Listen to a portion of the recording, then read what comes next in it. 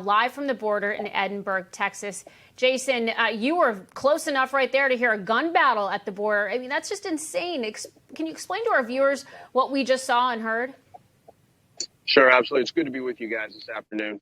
You know, Miguel Alemán has been at war, as the cartels refer to it, between Cartel de Gapa, who is in control of that plaza, as the Los Zetas, also known as Cartel del Noreste. The last 2.5 years have been battling for control of that plaza.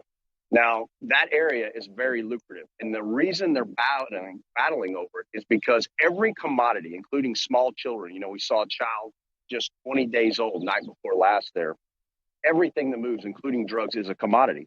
So that's why they try to control it. Now, a lot of people will talk about these cartels and they relate it to a gang. I want to be very clear. A cartel is not a gang. They don't walk around with the tattoo stamped on their forehead, born to lose. These individuals are highly trained. Many of them go through basic, intermediate, and advanced training. They have every type of weapon system, from light anti-tank weapons to 50 caliber belt-fed machine guns, as we heard last night, 40 millimeter grenades, which they use to knock out their opponent's armored vehicles. And what's happening there is a lot of these cartels, specifically CDN, as they come in, they'll do these scraping runs, and then the setup of CDG then starts taking them on, and that's why you hear that gunfire the way it is. But it's very normal down there. I mean, the men and women of CBP that I spoke with last night as that was underway, said they hear these gun battles between 2 and 3 nights per week.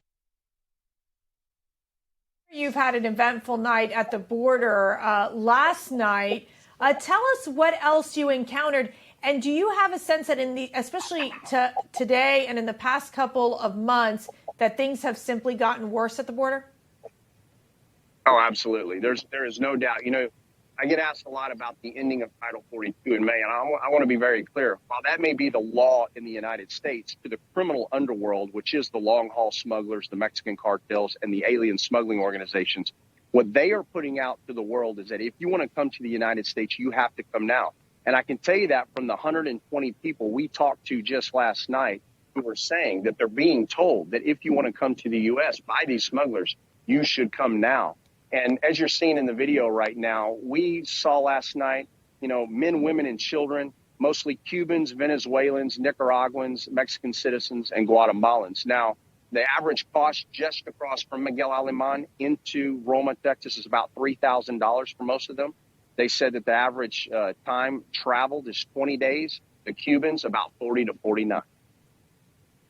Wow. Jason Jones, thank you so much for your excellent reporting down there, and please stay safe. Good to be with you. Thanks for having me tonight.